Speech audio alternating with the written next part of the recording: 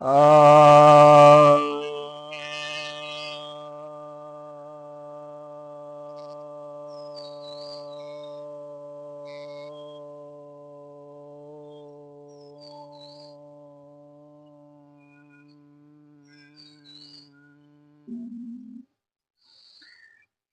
सभी भक्तजनों को सप्रेम नमन।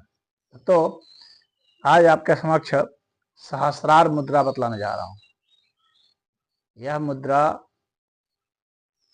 सहस्रार चक्र को जागृत करने के लिए है और इससे सभी कुंडलिनी चक्र के जागरण का फल इकट्ठा मिल जाता है। इसीलिए इसका बहुत महात्म्य है और इस चक्र को जगाने पर आपको आध्यात्मिक लाभ भी होते हैं, स्वास्थ्य लाभ भी होंगे और यह जो है आपको तत्व ज्ञान उपलब्ध कराएगा, ध्यान समाधि में आपको ले जाएगा।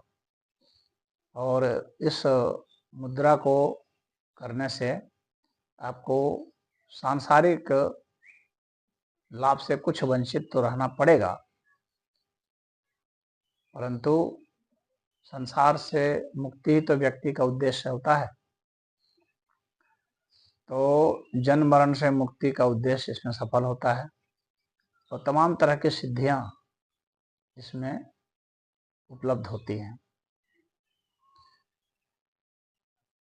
तो इस मुद्रा को, सहस्रार मुद्रा को करने के लिए आपको प्रातः काल और सायंकाल दोनों ही समय अच्छा है।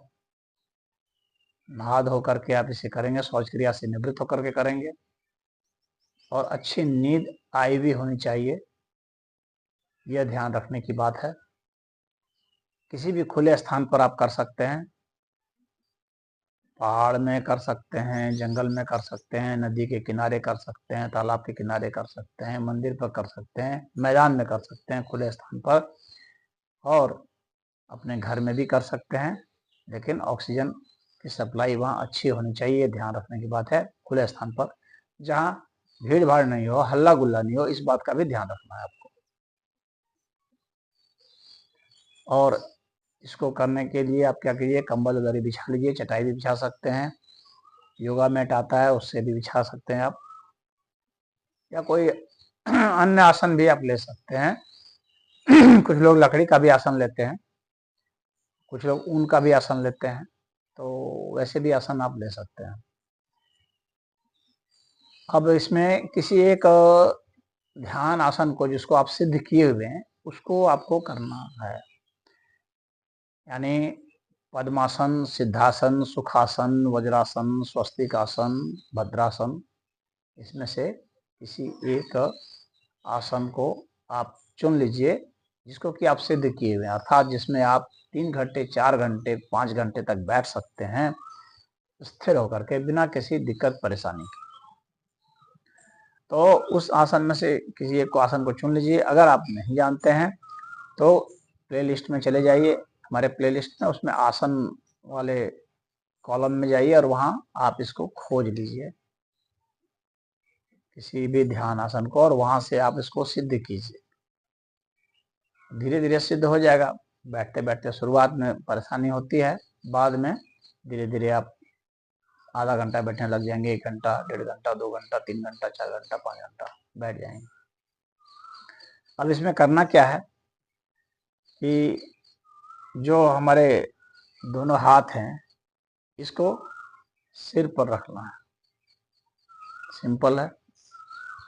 श्वास प्रश्वास लंबी होगी और ध्यान जो है, हमारा हाथ और सिर जहाँ स्पर्श हो रहा है वहां पर रखेंगे और वहां महसूस करेंगे कि सांस हमारी वहां तक पहुंच रही है। खून की धड़कन भी आपको, दिल की धड़कन, खून का वेग वहां महसूस होगा। और थोड़ा सा कठिन है क्योंकि यहाँ आपका हाथ जो है थोड़ी देर में दुखने लगेगा, 10-15 मिनट में, 5 मिनट में भी दुख सकता है कमजोर लोगों का, लेकिन धीरे धीरे हाथ कंधे आपके मजबूत होते जाएंगे।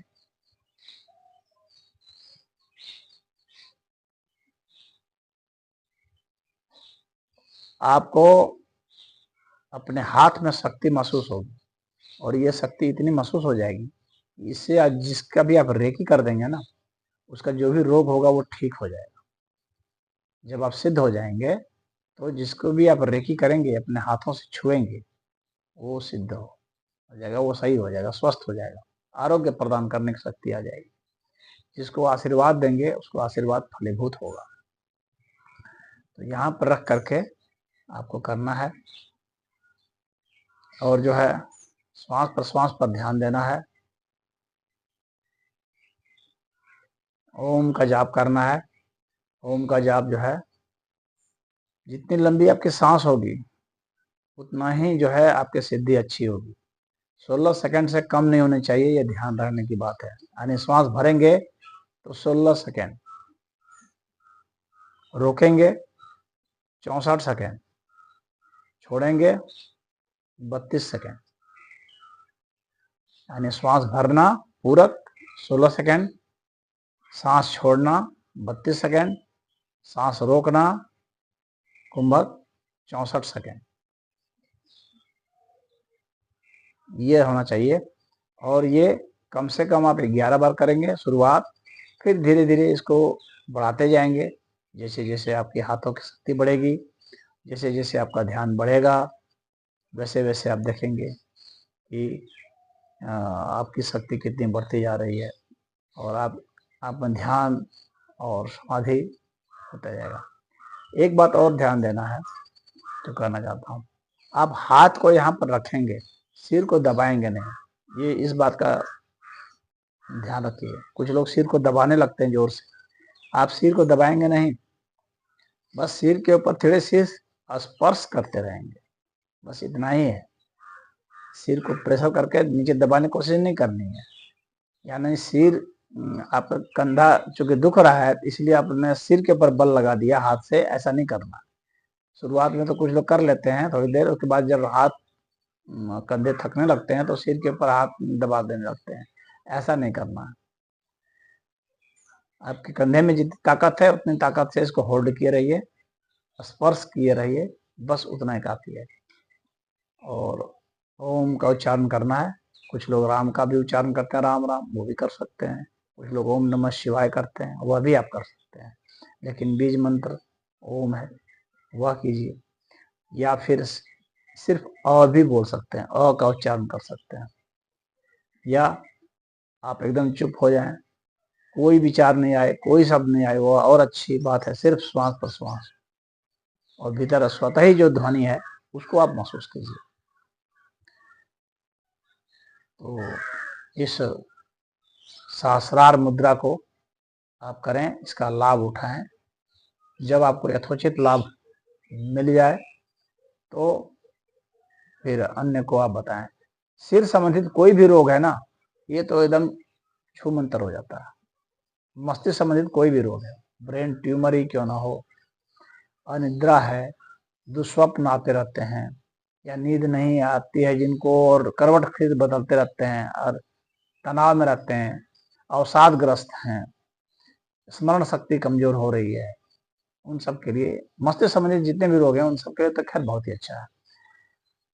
हृदय संबंधित रोगों के लिए बहुत अच्छा है, श्वास प्रश्वास संबंधित रोगों के लिए बहुत अच्छा है। कहने का मतलब है शरीर के पूरे शरीर को ही आरोग्य प्रदान करता है, चाहे पाचन संबंधित समस्या हो, चाहे सर्कुलेशन संबंधी, चाहे जो है उत्सर्जन संबंधित कोई समस्या है, यानी जो आपका किडनी वर्ग संबंधित समस्या है, या अन्य कोई विकार है, उन सभी विकारों को यह दूर करता है। लेकिन मूलतः यह हमारी ऊर्जा को मस्तिष्क की ओर ले जाता है, मस्तिष्क बहुत मजबूत हो जाता है, और सोचने समझने की शक्ति, विश्लेषण करने की शक्ति, याद रखने की शक्ति और पूर्वाभास की शक्ति इसमें बहुत ज़्यादा हो जाता है। तो इसको करेंगे तो आपको स्वतः ही पता चलेगा कि सहस्रार मुद्रा कितना बढ़िया है। सहस्रार चक्र को जागृत करने का है, या अंतिम चक्र कहा जाता है एक तरह से, कि आध्यात्मिक उन्नति में अंतिम चक्र कहा जाता है। हालांकि कुछ लोग और जो है व्यापिनी चक्र और बहुत सारे चक्र मानते हैं, जो कि हमारे और के बाहर आता है, या गुरु चक्र, ललना चक्र, भंवर गुफा चक्र और अखंड चक्र, बहुत सारे चक्र मानते हैं। लेकिन जो मोटे तौर पर जो वर्गीकरण किया गया तो उसमें माना जाता है कि ये सारे चक्र जो है वो सहस्त्रार चक्र के तहत ही आ जाएंगे। तो ये सहस्त्रार मुद्रा सहस्त्रार चक्र के लिए है। इसमें पिट्यूटरी ग्लैंड आपका जो है और पिनियल ग्लैंड दोनों ही बहुत सक्रिय हो जाते हैं और हमारे सारे रोग जो हैं वो काबू में आ जाते हैं, हमारे प्रतिरोधक क्षमता भी बढ़ जाती है। और पिट्यूटरी ग्लैंड और पिनियल ग्लैंड ही हैं जो कि एक तरह से मास्टर ग्लैंड माने जाते हैं। बाकी जितने भी ग्लैंड हैं उन सबको यह नियंत्रित करता है। चाहे थायराइड ग्लैंड है, जिससे कि किसी को थायराइड प्रॉब्लम होता है, तो ये सब जो है सही हो जाएंगे। थायराइड ग्लैंड भी सही हो जाएगा, चाहे और जो गोनैड के भी ग्लैंड हैं तो वे भी सही हो जाएंगे, एड्रिनल ग्लैंड भी सही हो जाएंगे, बहुत सारे जितने भी ग्लैंड हैं सब सही हो जाते हैं इससे। तो यह मुद्रा आप अपना करके खुद देखिए और चमत्कारिक अनुभव आप करेंगे और बहुत सुकून से, शांति से आप रहेंगे, बहुत अच्छी मीठी नींद भी आएगी और आरोग्य लाभ तो खैर होगा ही होगा। तो अन्यों को भी आप बताएं, लेकिन तभी बताएं जब आप करके, जब आप लाभान्वित हो जाएं तब। हरि ओम।